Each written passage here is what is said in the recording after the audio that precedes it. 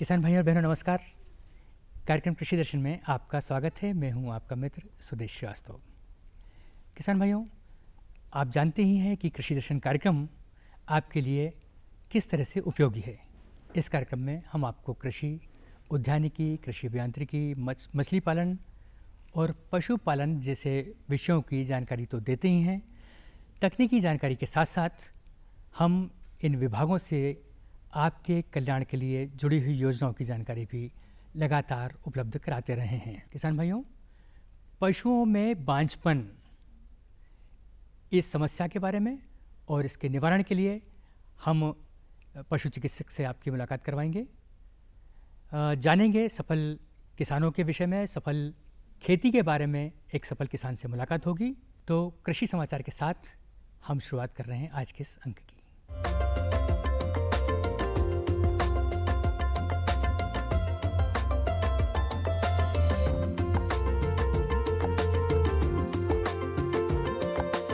नमस्कार किसान भाइयों, खबरें खेती में आपका स्वागत है। आइए नजर डालते हैं आज की खास खबरों पर।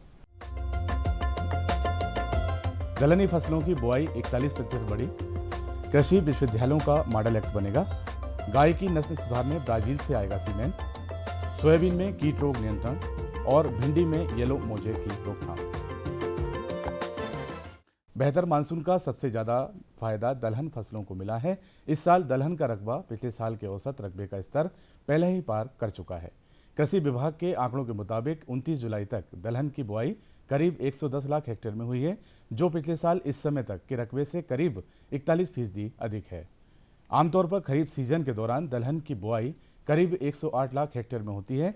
इसका मतलब है कि 2016-17 में रकबा सामान्य रकबे से ज़्यादा हो चुका है। दलहन में अरहर की सबसे ज़्यादा रकबे में बुआई की गई है। आंकड़े से पता चलता है कि अरहर की बुआई करीब 43 लाख हेक्टेयर में हुई है, जो पिछले साल के रकबे से करीब 68% अधिक है। खरीफ में उगाई जाने वाली उड़द, मूंग और कुल्थी के रकबे में पिछले साल के मुकाबले क्रमशः 35%, 38% और 136% बढ़ोतरी हुई है। जवाहरलाल नेहरू एवं राजमाता विजयराजे सिंधिया कृषि विश्वविद्यालय के लिए मॉडल एक्ट बनाया जाएगा। इसके साथ ही पीपीपी मोड में खुलने वाले कृषि विश्वविद्यालयों में प्रवेश आदि के लिए नीति बनाई जाएगी। यह निर्णय किसान कल्याण एवं कृषि विकास मंत्री गौरीशंकर बिसेन की अध्यक्षता में दोनों कृषि विश्वविद्यालयों की समन्वय समिति की बैठक में लिया गया। बैठक में अपर मुख्य सचिव एवं कृषि उत्पादन आयुक्त पीसी मीणा, प्रमुख सचिव डॉक्टर राजेश राजौरिया सहित दोनों विश्वविद्यालयों के कुलपति उपस्थित थे। कृषि मंत्री श्री बिसेन ने कहा है कि कृषि विश्वविद्यालयों को आपसी तालमेल और समन्वय से काम करने की जरूरत है। उन्होंने शिक्षण व्यवस्था में आज के संदर्भ में और अधिक गुणवत्ता लाने पर जोर दिया। प्रदेश में गाय की नस्ल सुधारने और दुग्ध उत्पादन बढ़ाने गायों के सीमेन ब्राजील से मंगाए जाएंगे। इनकी केरवा डैम रोड स्थित पशुधन एवं कुक्कुट विकास के सेंट्रल सीमेन स्टेशन में गायों में प्रत्यारोपित किया जाएगा। इनमें जन्मी बछड़ी एक दिन में अधिकतम 40 लीटर दूध देगी।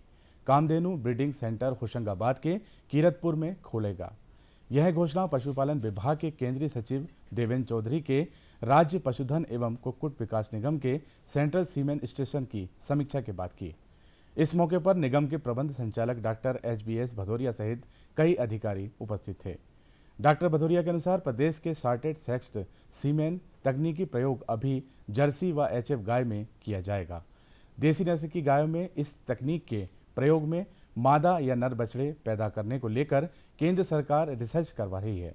इस दिशा में काफी काम किया जा चुका है।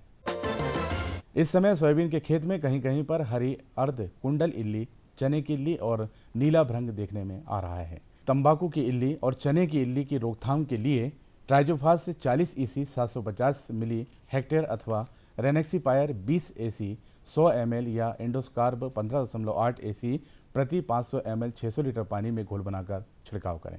किसान भाइयों के द्वारा लगातार रासायनिक दवाओं की मात्रा से अधिक छिड़काव करने से खेतों में मित्र कीटों जैसे शिकारी, मकड़ी, लेडी भृंग, लेस विंग कीट की भारी कमी हो रही है, जिसके संरक्षण हेतु खेतों में कीटों के आर्थिक दैहिक स्तर पर कीटनाशी दवाओं का छिड़काव करें।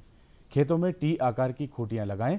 सोयाबीन में खेतों में तंबाकू की इल्ली व चने की इल्ली द्वारा नुकसान अनुमान के लिए फेरोमोन प्रपंच 5 से 10 प्रति हेक्टेयर लगाएं। भिंडी के पौधों में पीला शिरा विषाणु रोग एवं पपीता के पौधों में लीफ फर्ल वायरस रोग के लक्षण देखे गए हैं। वैज्ञानिकों ने बताया है कि इस रोग के प्रबंधन हेतु सबसे पहले बुआई के पूर्व बीज को फफूंदनाशक दवा 0.2 ग्राम प्रति किलोग्राम और कीटनाशक दवा थायोमिथाक्साम 30% FS 0.5 ग्राम प्रति किलोग्राम बीज की दर से उपचारित कर बुआई करना चाहिए। यह रोग फसल में दिखते ही ग्रसित पत्तियों को तुरंत तोड़कर मेड़ पर गड्ढा कर गड़ा देना चाहिए और फसल पर इमिडाक्लोप्रिड 17.8 SL 80 मिलीलीटर प्रति एकड़ की दर से 150 लीटर पानी में घोल बनाकर छिड़कें और इसके बाद दोबारा फसल में रोग के लक्षण या सफ़ेद मक्खी या माहू दिखाई देने पर थायोमिथाक्साम 25% WG दवा 40 ग्राम प्रति एकड़ का घोल बनाकर छिड़काव करें। पीला रोग कुछ खरपतवारों पर भी आता है, उन ग्रसित निंदाओं की भी मेड़ या खेत से निकालकर नष्ट कर देना चाहिए। तो किसान भाइयों, आप देखिए मंडी भाव और मुझे दीजिए आज्ञा। नमस्कार।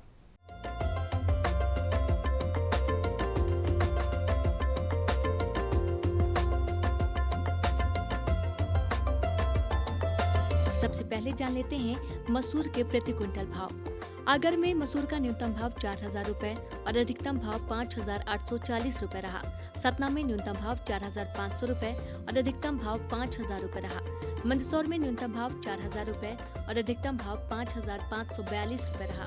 काला पीपल में न्यूनतम भाव 5,000 रुपए और अधिकतम भाव 5,600 रुपए रहा। और अब जानते हैं अरहर के प्रति क्विंटल भाव। बुरहानपुर में न्यूनतम भाव 6,840 रुपए और अधिकतम भाव भी 6,840 रुपए रहा। सतना में न्यूनतम भाव 5,200 रुपए और अधिकतम भाव 5,600 रुपए रहा। उदयपुरा में न्यूनतम भाव 6,900 रुपए और अधिकतम भाव 7,300 रुपए रहा।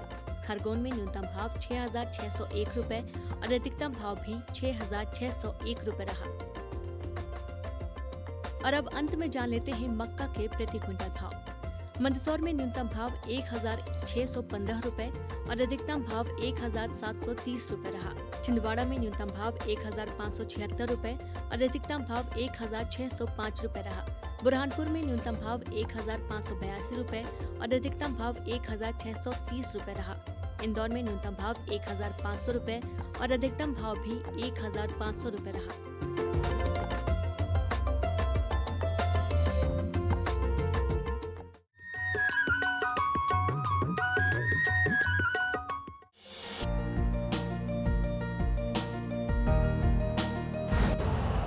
यूरिया का स्वदेशी उत्पादन 70 लाख टन बढ़ाने के लिए 6 उर्वरक संयंत्रों का उद्धार किया जा रहा है। FCIL के गोरखपुर, सिंदरी, तलचर और रामागुंडम संयंत्र, HFCL की बरौनी इकाई और BVFCL की नामरू फोर्थ। सोने पर सुहागा ये है कि देश में अब बनेगा सिर्फ नीम लेपित यूरिया, क्योंकि इससे होगा किसानों का फायदा ही फायदा। अनाज का उत्पादन 10% तक बढ़ेगा। बढ़ेगी 10 से 15% नाइट्रोजन क्षमता।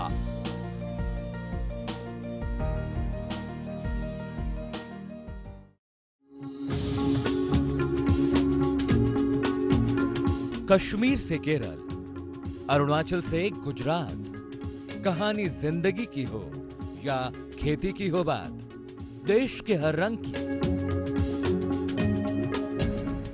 बात राज्यों की। सोमवार से बुधवार शाम 5:20 पर डीडी किसान, बदलते भारत की शान।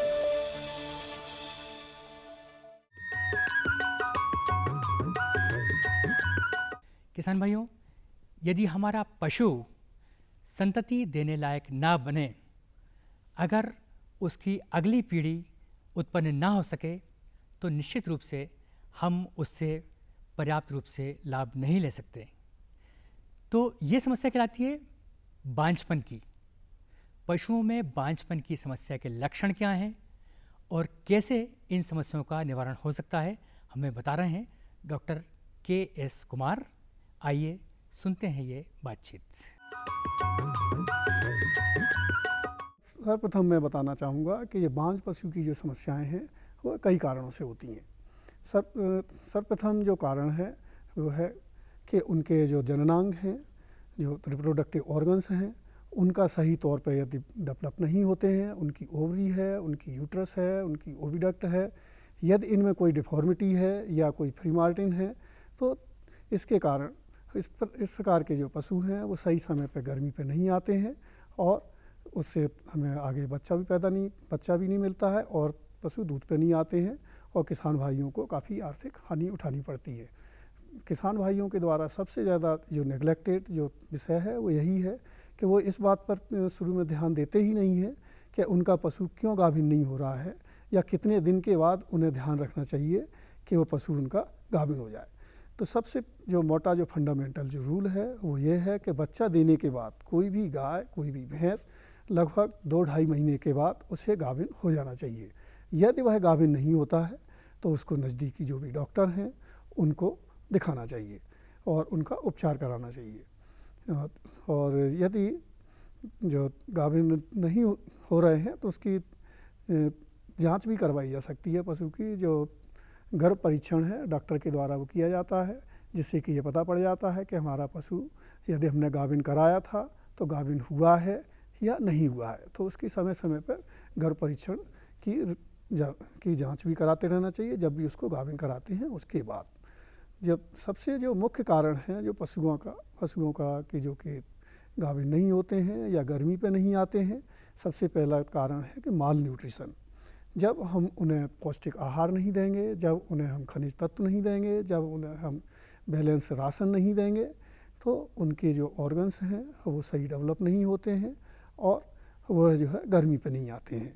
दूसरा कारण ये भी हो सकता है कि जब कोई पशु को हम जब अच्छा नहीं खिला रहे हैं या टेम्परेचर ज़्यादा है, मौसम अच्छा नहीं है, गर्मी का मौसम है या उन्हें कोई बीमारी है, यदि पशुओं में कोई बीमारी भी रहेगी, पशुओं के अंदर पेट में कोई कीड़े रहेंगे या पशुओं में कोई इन्फेक्शन रहेगा तो निश्चित ही सबसे पहले जो उसके ऊपर प्रभाव पड़ता है वह यही पड़ता है कि वह गर्मी पर नहीं आता है।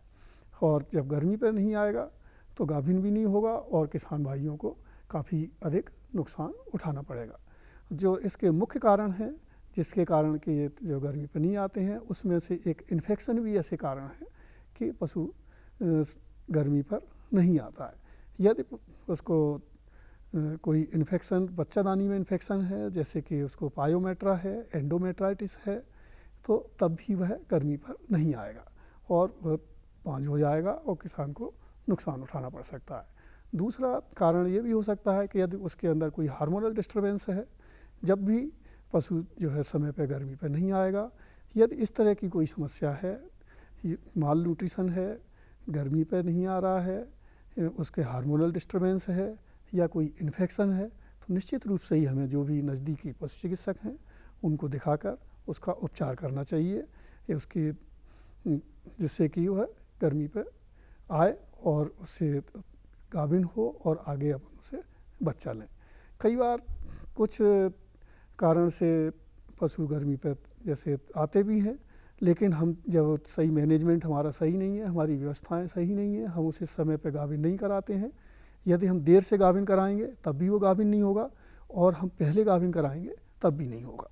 तो इसलिए जब कोई गाय, जब कोई भैंस या सुबह गर्मी पे आती है तो उसको शाम को गाभिन कराना चाहिए और शाम को आती है तो सुबह कराना चाहिए। और हमें इस बात का ध्यान रखना चाहिए कि जब भी हम गाभिन कराते हैं तो जो सीमन का हम यूज करते हैं वह किसी अच्छे बुल का ही होना चाहिए, या हम प्राकृतिक सेवाएं यूज करते हैं, कोई सांड का यूज करते हैं तो सांड भी एक अच्छी नस्ल का होना चाहिए, उसके अंदर किसी प्रकार का कोई रोग नहीं होना चाहिए। यदि सांड के अंदर कोई रोग है तो पशुओं में भी, गायों में भी वो रोग आ जाएगा और उसमें इन्फेक्शन होगा और वो गाभिन नहीं हो पाएगा, पशु बांझ हो जाएगा। कई बार इसी प्रकार से सांडों के द्वारा कुछ इन्फेक्शन आ जाते हैं जिनसे कि पशु में जो कुछ दिन के बाद गर्भ जो है वो फेंक देते हैं और इससे काफ़ी नुकसान होता है। जो बीमारियां हैं जिनके कारण के ये पशु गर्भ को जो फेंकते हैं वो बीमारियां हैं जैसे ब्रूसेलोसिस है। यदि सांड इन्फेक्टेड है तो गाय में भी इन्फेक्शन आएगा और वो लगभग 6-7 महीने के बाद उस गाय का बच्चा वो फेंक देगी, या भैंस है तो बच्चा फेंक देगी। और ये एक बार नहीं होता है, ऐसा कई बार 3-4 बार तक होता है। और ये जो ब्रूसेलोसिस की जो बीमारी है ये आदमी में भी ट्रांसफ़र हो सकती है। इसलिए जब भी कि इस प्रकार का किसी पशु में लक्षण आते हैं कि वह 5-6 महीने के बाद यदि बच्चा फेंकता है तो उसके दूध की जांच कराना चाहिए, उस पशु की जांच कराना चाहिए। यदि उसके अंदर ब्रूसेला है तो उस पशु को हमें अलग कर देना चाहिए, उसकी ब्रीडिंग फिर आगे से नहीं कराना चाहिए, उसको अलग कर देंगे। इसी प्रकार से दूसरी जो बैक्टीरियल जो बीमारी है जिनसे कि बच्चा फेंकते हैं वो है विब्रियोसिस है। तो इससे भी काफ़ी नुकसान होता है पशु मालिकों को कि पशु जो रहते हैं वो बच्चा फेंक देते हैं। जब बच्चा फेंक देते हैं तो जड़ भी नहीं डालते हैं और उसके बच्चादानी में इन्फेक्शन हो जाता है, और जब बच्चादानी में इन्फेक्शन हो जाता है तो आगे भी पशु गर्मी पर नहीं आता है और फिर गाभिन नहीं हो पाता है।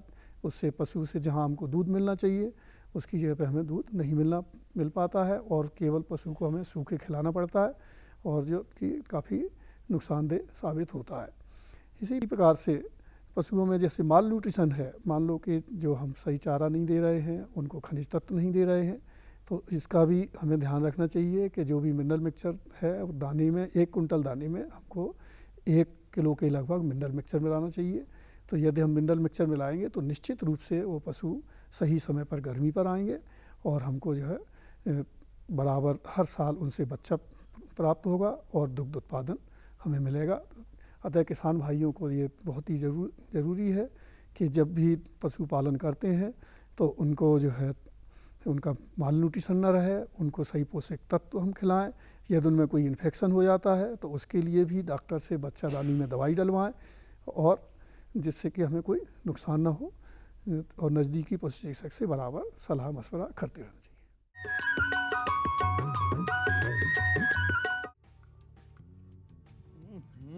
सब्जी में मसाला ज्यादा है। कितनी बार कहा है कि जितनी जरूरत हो बस उतना ही डाला करो। अरे मुझसे तो ऐसा कभी कभार होता है, और तुम जो हमेशा खेत में अनाप शनाप कीटनाशक डालते हो उसका क्या?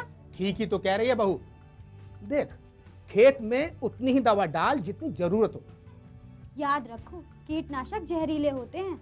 डिब्बे पे लिखी सूचना के हिसाब से ही दवा डालनी चाहिए। पहले फेरोमोन ट्रैप, फ्लाइट ट्रैप, मित्र कीट, जैविक कीटनाशक आदि का इस्तेमाल करें। जरूरत पड़ने पर ही रासायनिक कीटनाशक का इस्तेमाल करें। छिड़काव सुबह या शाम दस्ताने, मास्क और पूरी आस्तीन वाले कपड़े पहनकर करें। हवा की दिशा में छिड़काव करते हुए पीछे जाएं। दवा के डिब्बे, छिड़काव यंत्र सुरक्षित जगह पर रखें। अब कुछ समझे क्या? हाँ, समझ गया मेरी रानी। अब ना करो नादानी। इसने पिला दिया ना तुझे पानी।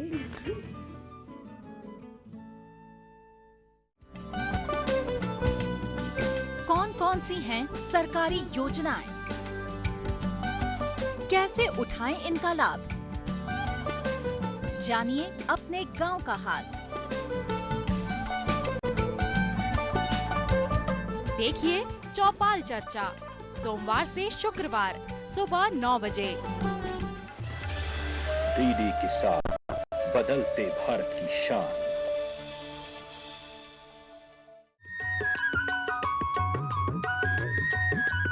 कुछ किसान ऐसे होते हैं जो लीक से हटकर, लाइन से हटकर कुछ ऐसे कार्य करते हैं, कुछ ऐसे जतन करते हैं कि वो खेती में अतिरिक्त सफलता हासिल कर पाते हैं। उनके ये प्रयास उनकी सफलताओं से परिलक्षित होते हैं और निश्चित रूप से हमारे लिए सीखने को वो बहुत कुछ जानकारी छोड़ जाते हैं। आइए मुलाकात करें एक सफल किसान से और जानें उसकी सफलता के राज, और कोशिश करें कि हम भी उन गुणों को अपना पाएं। मिलते हैं एक सफल किसान से। मैं लगभग 15 एकड़ का किसान हूँ। मेरे पास पूरी 15 एकड़ ज़मीन सिंचित भी है और व्यवस्थित रूप से 2-3 भागों में बटी हुई है। मैं सोयाबीन, अरहर, गेहूँ, चना और मक्का, ये पूरी 5 फसल वर्ष में लेता हूँ और ये बड़े अच्छे ढंग से काम करता हूँ। मैं पहले मिट्टी परीक्षण का कार्ड देखता हूँ और मिट्टी परीक्षण के कार्ड में जो जो अनुशंसाएँ ज़मीन के लिए है की गई है उस हिसाब से मैं अपने खेत में खादों का प्रबंधन करता हूँ। अब सबसे पहले बीज उपचार के बाद में बुआई, और बुआई में जो जो अपने को देना है, जैसे राइजोबियम कल्चर से भी करना है, पहले सांप से किया जाता है उपचार, फिर राइजोबियम कल्चर से और पीएसबी से, इनसे जो उपचारित करके बीज को बोना। कीट प्रबंधन के लिए जो जो अनुशंसाएँ आती है उस हिसाब से उन पे दवाई का इस्तेमाल करना। चारा मार अगर देना है तो, या फिर हम निंदाई के द्वारा चारा को मारें, ये हमारा सोयाबीन का होता है। और सोयाबीन में जैसे पूरी पक जाए, निकालने के बाद में हमने 1 वर्ष का आज से 5 साल पूर्व हमने वो निकाला था 1 एकड़ का रेशो, तो लगभग उस पर पूरा आय व्यय का खर्चा काटने के बाद में 25 से 30 हज़ार का मुनाफा 1 वर्ष में मिला था, वो भी प्राकृतिक के ऊपर। जब फसल हमको 1 एकड़ से 6 या 7 कुंटल निकली थी तब। अगर प्राकृतिक के हिसाब से हमें फसल कम होती है तो हमें निश्चित रूप से उसमें घाटा जाता है। फसल हमको पर्याप्त मिलेगी तो हमें मुनाफा 25 से 30 हज़ार रुपये प्रति एकड़ मिलेगा। और अगर प्राकृतिक ने हमारा साथ नहीं दिया तो हमें उसमें घाटा जाएगा। जैसे पिछले साल पूरा बीज चला गया किसानों का, ये होता है। अरहर की भी इसी हिसाब से हमारी गणना है कि अरहर में भी अब जो नई पद्धतियाँ आई है उस पद्धति से हम लगाएंगे। इस साल हमें नई पद्धति, धारदार पद्धति दी गई है, उस हिसाब से पॉलीथीन में हमने जो है हर बीज बोया है 1-1 दाना, और उसको हम लगाएंगे बेड पर। और उसका प्रबंधन किस हिसाब से होगा वो भी करेंगे, ये पद्धति आई है। रासायनिक खाद अभी तक हमने अंधाधुंध उपयोग किया। अब हमने पिछले साल में 2 वर्षों से एक संकल्प लिया है कि हम जैविक पद्धति पे आएंगे, और हमने इसी के तारतम्य में लगभग 50 और 15 के 2 बेड वर्मी कंपोस्ट के बनाए। उनसे हमें पर्याप्त जैविक खाद मिलता है, केचुए का बना हुआ बिल्कुल चाय की पत्ती जैसा खाद, और उसको हम पूरी ज़मीन में डाल के ऐसा अनुभव करेंगे हमको रासायनिक खाद की ज़रूरत ना पड़े। फिर भी अभी कुछ दिन तक तो हम रासायनिक खाद का प्रयोग हमें ज़्यादा नहीं, थोड़ा थोड़ा करना पड़ेगा। बाकी 2-4 साल के बाद में रासायनिक खाद स्वतः ही हम समाप्त कर देंगे। मिट्टी परीक्षण से हमें उसमें अनुशंसाएं मिलती है कि आपको इतना यूरिया देना है, 1 एकड़ पर 10 किलो यूरिया लगेगा आपका जब 70 किलो DAP लगेगा, ये पूरी अनुशंसा, और पोटाश लगेगा, ये पूरी उसमें लिखा रहता है। तो उस हिसाब से हम उस खेत में रासायनिक खाद देंगे। कृषि विज्ञान केंद्र से हमें बार सारी जो है जानकारी मिलती रहती है, और ये समय समय पर जाकर हमें वहाँ पर कीट प्रबंधन के बारे में, फसल बोने के बारे में, माने उपचार करके बोना है, ये करना, माने पूरा यहाँ से हमें सहयोग मिलता रहता, और उसी के अनुसार हम जो है काम करते रहते हैं। बीजों का चयन हम बीज समिति से लाएंगे या हम स्वयं घर पर बनाएंगे, तो उसको हमें एक ब्रीडर के बाद में जो फाउंडेशन आता है, उस फाउंडेशन बीज को हम बीज समिति से लाएंगे, या तो 1 या 2 कट्टी लाएंगे, उसका हम बीज निकालेंगे और उसको हम व्यवस्थित ढंग से हमारे घर पे रखेंगे। उस बीज को दूसरे साल हम काम में लें, 2-3 साल तक काम लेते हैं। हर साल हमारी पद्धति है कि 1 या 2 बैग हम जो है वो फाउंडेशन बीज लाते हैं।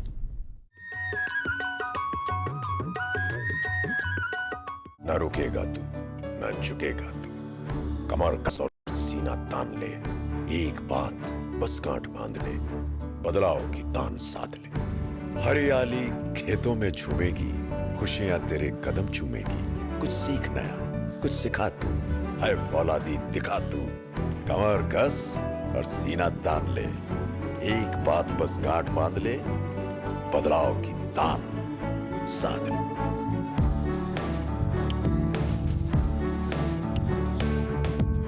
दूरदर्शन किसान, छेड़ो बातें बदलाव की। पशु नहीं अभिमान है, किसान भाई की शान है, आय का है माध्यम, परिवार का सम्मान है। पशुपालन पर आधारित विशेष प्रोग्राम हमारा पशुधन, गुरुवार और शुक्रवार शाम 5:30 पर। DD किसान, बदलते भारत की शान। मुद्दा 1। खरीफ की फसल का मतलब ही यह है कि भाई जो मानसून की बारिश होगी उसी पे ये फसल जो है आगे चलेगी। राय अनेक। फसलों का और प्रजातियों का चुनाव सही से करें। विषय विशेष पर होगी जमकर बात। कैसी भी परिस्थिति आएगी तो किसान डटा रहेगा, किसान डटा रहेगा तो देश के लिए अन्न पैदा होता रहेगा। देखिए विचार विमर्श शुक्रवार शाम 7:30 पर। डीडी किसान, बदलते भारत की शान।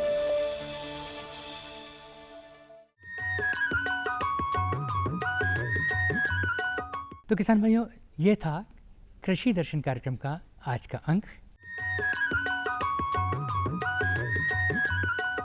फिलहाल मैं सुदेश श्रीवास्तव आपसे आज्ञा चाहता हूँ। नमस्कार।